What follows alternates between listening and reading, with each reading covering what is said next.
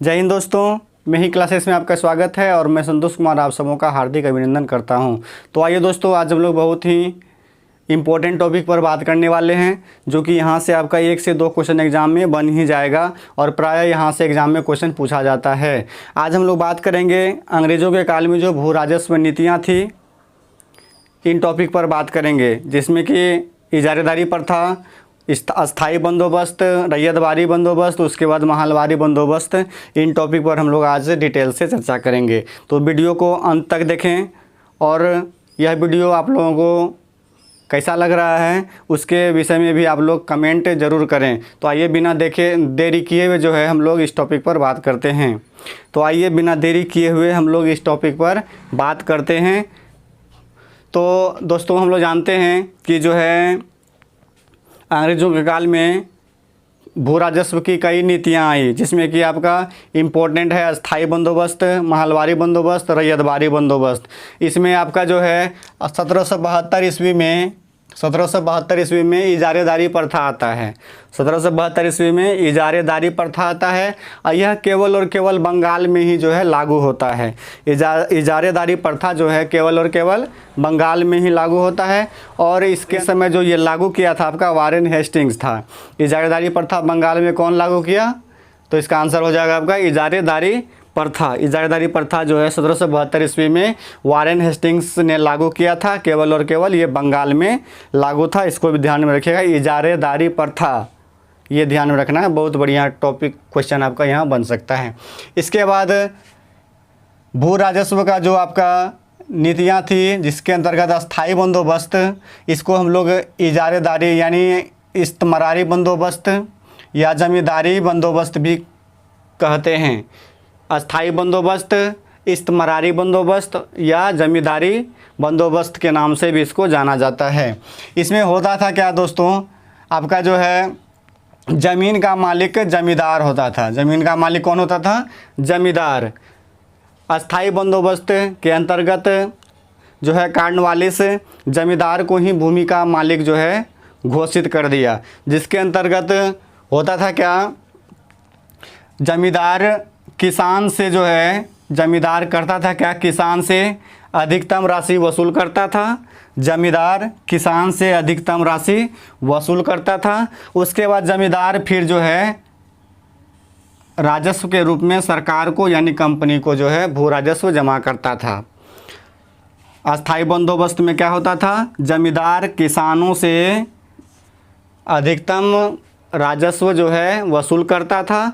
उसके बाद जमींदार फिर जो है भू राजस्व सरकार को जमा करता था। इसमें होता था क्या, किसान से अधिकतम राशि जमींदार जो है वसूल लेता था, कुछ जो है अपने पास बचा कर रख लेता था और कुछ ही भू राजस्व को जो है सरकार के पास जमा करता था। इसमें होता था क्या, बिचौलिया का काम आपका करता था कौन? जमींदार। बिचौलिया का काम जमींदार करता था, जिसमें कि अधिकतम राशि किसानों से वसूल करता था। उसके बाद फिर जो है कुछ राशि जो है आपका सरकार को जमा करता था। तो इसमें क्या क्या कुछ समय बाद जो है जो सरकार थी यानी कंपनी थी, ये जमींदारी प्रथा को हटा करके ला दिया इसके जगह पे रैयतवारी बंदोबस्त।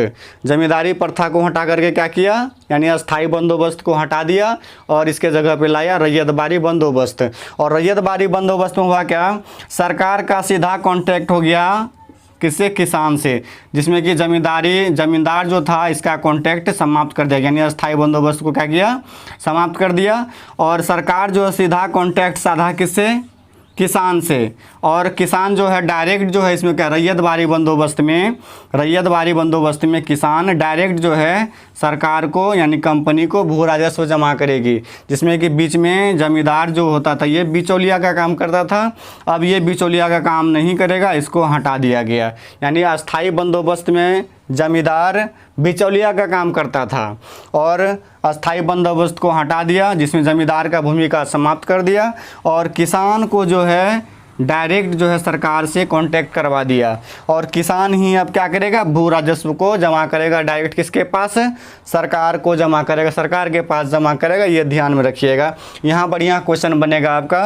किसान का डायरेक्ट कांटेक्ट सरकार के पास कर दिया, यानी डायरेक्ट जो है किसान सरकार को जो है भू राजस्व जमा करेगी, और यहाँ जो है जमींदार का जो है भूमिका समाप्त हो गया, ये ध्यान में रखना है। अस्थाई बंदोबस्त में आपका जमींदार, ज़मीन का मालिक जमींदार होता था, और ये लागू कौन किया था आपका, लॉर्ड कॉर्नवालिस। अस्थाई बंदोबस्त को लागू किया आपका लॉर्ड कॉर्नवालिस। और अस्थाई बंदोबस्त का योजनाकार, ये पूछेगा क्वेश्चन आपसे कि अस्थाई बंदोबस्त का योजनाकार कौन था, तो अस्थाई बंदोबस्त का योजनाकार था आपका जॉन सॉर। ये भी ध्यान रखिएगा, अस्थाई बंदोबस्त का योजनाकार कौन था, जॉन सॉर। लागू कौन किया, ये आपका लॉर्ड कॉर्नवालिस, और योजनाकार हो गया जॉन सॉर। ये भी ध्यान रखिएगा। लॉर्ड कॉर्नवालिस इसको जो है आपका बिहार, बंगाल, उड़ीसा, यूपी के बनारस में, और उसके बाद कर्नाटक के कुछ भाग में लागू किया था। ऐसे मुख्य रूप से ध्यान में रखिएगा, बिहार, उड़ीसा, बंगाल, लेकिन यूपी के बनारस में भी कुछ, यानी बनारस में भी लागू किया था। उसके बाद कर्नाटक के भी कुछ भाग में अस्थाई बंदोबस्त लॉर्ड कॉर्नवालिस के द्वारा लागू किया गया था 1793 ईस्वी में। ये भी ध्यान रखना, 1793 ईस्वी में अस्थाई बंदोबस्त लागू किया गया आपका लॉर्ड कॉर्नवालिस के द्वारा। इसके बाद अस्थाई बंदोबस्त के अंतर्गत जो है 19% भूमि ही कवर की गई थी। अस्थाई बंदोबस्त के अंतर्गत आपका 19%, यानी जो भूमि का क्षेत्रफल था ये 19% ही था। 19% भूमि पर ही जो है अस्थाई बंदोबस्त कवर हो पाया था, ये ध्यान में रखिएगा। इसके बाद भू राजस्व जो था आपका, इसमें भू राजस्व अस्थाई बंदोबस्त में तो 90% कंपनी को देना होता था, और 10% जो है जमींदार अपने पास रखता था। 10% जमींदार अपने पास रखता था, और 90% जो है राजस्व के रूप में कंपनी को जमा करना पड़ता था। ये भी ध्यान में रखिएगा। इसके बाद 90% का जो कुछ भाग होता है ये आपका 10/11 होता है।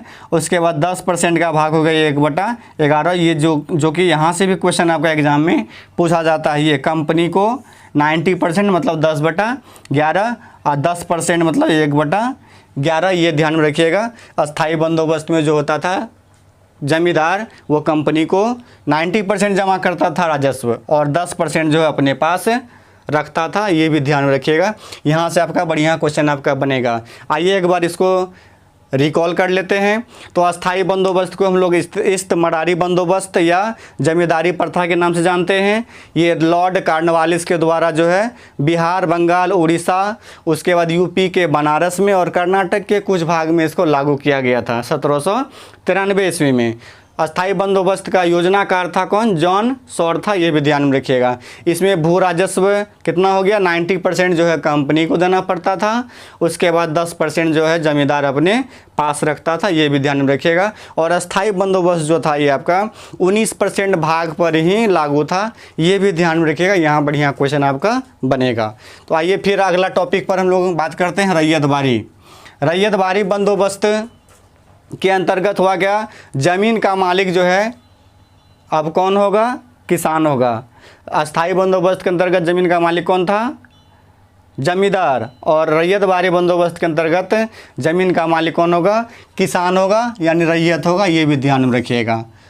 रैयतबारी बंदोबस्त के अंतर्गत ज़मीन का मालिक रैयत यानी किसान होगा। ये ध्यान रखना है। और रैयतबारी बंदोबस्त लागू किया था आपका कर्नल रीड और मुनरो के द्वारा लागू किया गया था। कर्नल रीड और मुनरो के द्वारा जो है रैयतबारी बंदोबस्त लागू किया गया था। ये भी ध्यान में रखिएगा। ये बढ़िया क्वेश्चन आपका यहाँ बनेगा कि रैयतबारी बंदोबस्त जो है किसके द्वारा लागू किया गया था, तो कर्नल रीड और मुनरो के द्वारा लागू किया गया था। ये ध्यान रखना है। और फर्स्ट टाइम में जो है बारामहल ज़िला, मद्रास के बारामहल ज़िला में फर्स्ट टाइम जो है आपका ये रैयतबारी बंदोबस्त लागू किया गया था 1792 ईस्वी में। किसके द्वारा, कर्नल रीड के द्वारा। पहली बार रैयतबारी बंदोबस्त कहाँ लागू किया गया, मद्रास के बारामहल ज़िले में 1792 ईस्वी में लागू किया गया।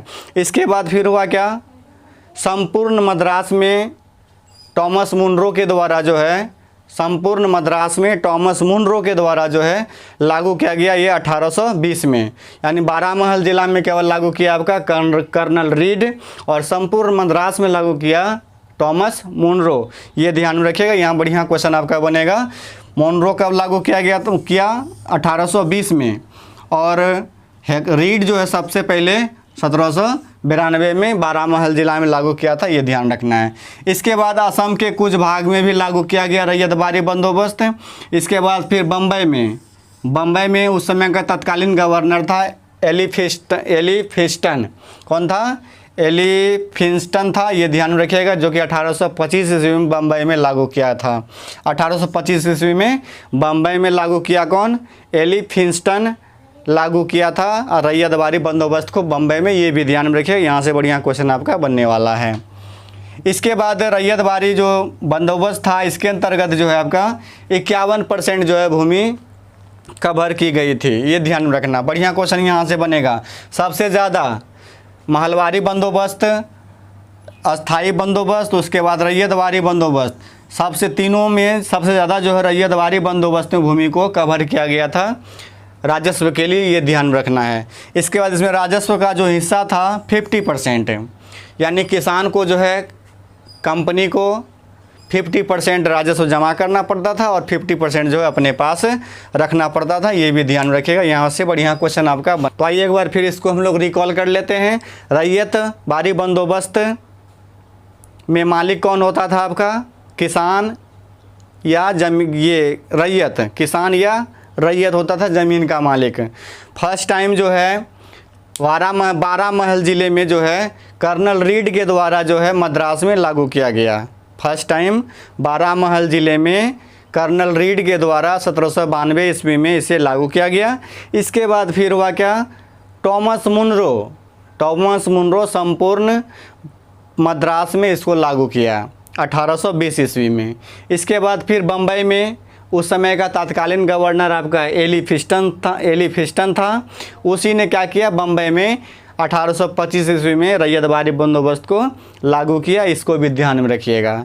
इसके बाद फिर हुआ क्या आपका? ये रैयतवारी बंदोबस्त के अंतर्गत जो है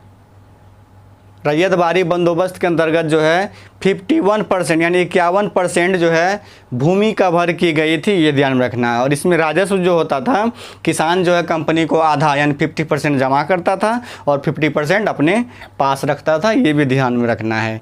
इसके बाद फिर महलवारी बंदोबस्त में महाल का अर्थ होता है गांव या जागीर। महाल का अर्थ क्या होता है? गांव या जागीर। महलवारी बंदोबस्त में महाल का अर्थ गांव या जागीर होता है, जिसमें कि ज़मीन का मालिक जो है बना दिया किसको? गांव के मुखिया को या लंबरदार को, ये भी बढ़िया क्वेश्चन यहाँ आपका बनेगा। महलवारी बंदोबस्त के अंतर्गत जो है राजस्व वसूलने का यानी भूमि का स्वामी किसको बना दिया? तो गांव का जो हेड यानी मुखिया होता था उसको बना दिया, या लंबरदार जो होता है राजस्व वसूलने वाला, उसको नियुक्त किया गया इसके अंतर्गत। इसमें रैयत यानी महलवारी बंदोबस्त जो लागू किया था हॉल्ट मैकेंजी के द्वारा जो है महलवारी बंदोबस्त लागू किया गया था, ये भी ध्यान रखिएगा। हॉल्ट मैकेंजी के द्वारा महलवारी बंदोबस्त लागू किया गया था। महाल का अर्थ गांव या जागीर होता है, और जिसमें कि आपका भूमि का स्वामी बना दिया मुखिया या लंबरदार को, वही राजस्व को वसूलेगा, उसके बाद जो है फिर कंपनी में यानी सरकार को जो है जमा करेगा, ये भी ध्यान में रखिएगा। इसके बाद जो आपका महलवारी बंदोबस्त है ये यूपी में, पंजाब में और मध्य भारत के कुछ प्रांतों में भी लागू किया गया था। महलवारी बंदोबस्त यूपी में, पंजाब में और मध्य भारत के कुछ प्रांतों में भी महलवारी बंदोबस्त लागू किया गया था। किसके द्वारा? हॉल्ट मैकेंजी के द्वारा। यहाँ से ध्यान रखिएगा, बढ़िया क्वेश्चन आपका बनेगा कि महलवारी बंदोबस्त कौन लागू किया था, किसके द्वारा लागू किया गया था? तो ये आंसर हो जाएगा आपका इसका हॉल्ट मैकेंजी। यहाँ बढ़िया क्वेश्चन आपका बनेगा। महलवारी बंदोबस्त कब लागू किया गया? 1822 ईस्वी में। 1822 ईस्वी में महलवारी बंदोबस्त आपका लागू किया जाता है पंजाब, यूपी और मध्य भारत के कुछ प्रांतों में, ये ध्यान रखना है। महलवारी बंदोबस्त के अंतर्गत जो है आपका 30% भूमि ही कवर की गई थी। महलवारी बंदोबस्त के अंतर्गत कितना भूमि जो है आया, 30% भूमि ही आया इसके अंतर्गत, ये भी ध्यान में रखिएगा। महलवारी बंदोबस्त, इसके बाद महलवारी बंदोबस्त में जो राजस्व था आपका 2/3 से घटा करके 1/2 कर दिया। यानी पहले जो महलवारी बंदोबस्त के अंदर जो राजस्व लिया जाता था वह 66% से कुछ भाग, लगभग 66% आपका लिया जाता था, लेकिन इसको घटा करके क्या किया, 50% कर दिया। ये भी ध्यान रखना है। 2/3 से घटा करके 1/2 कर दिया राजस्व, ये भी ध्यान रखना है। बढ़िया क्वेश्चन यहाँ आपका बनेगा। तो महलवारी बंदोबस्त कहाँ लागू किया गया आपका, पंजाब, उत्तर प्रदेश, उसके बाद मध्य प्रांत यानी मध्य भारत के कुछ प्रांतों में लागू किया गया था। कब लागू किया गया, 1822 ईस्वी में हॉल्ट मैकेंजी के द्वारा लागू किया गया था, ये ध्यान रखिएगा। इसके बाद महाल का अर्थ क्या होता है, गांव या जागीर होता है, इसको भी ध्यान में रखना है। उसके बाद फर्स्ट टाइम ये जो है कब लागू किया गया था, 1822 ईस्वी में लागू किया गया, और इसके अंतर्गत जो है 30% भूमि ही कवर की गई थी, ये ध्यान में रखिएगा। यहाँ से आपका बढ़िया क्वेश्चन एग्जाम में बन सकता है। तो दोस्तों यह वीडियो आप लोगों को कैसा लगा ज़रूर से ज़रूर कमेंट कीजिए। यदि अच्छा लगा हो तो हमारे चैनल को ज़रूर से ज़रूर सब्सक्राइब कीजिए और अपने दोस्तों में भी जो है इसे शेयर कीजिए, ताकि गरीब से गरीब जो है विद्यार्थी इसका लाभ ले सके। तो वीडियो देखने के लिए धन्यवाद।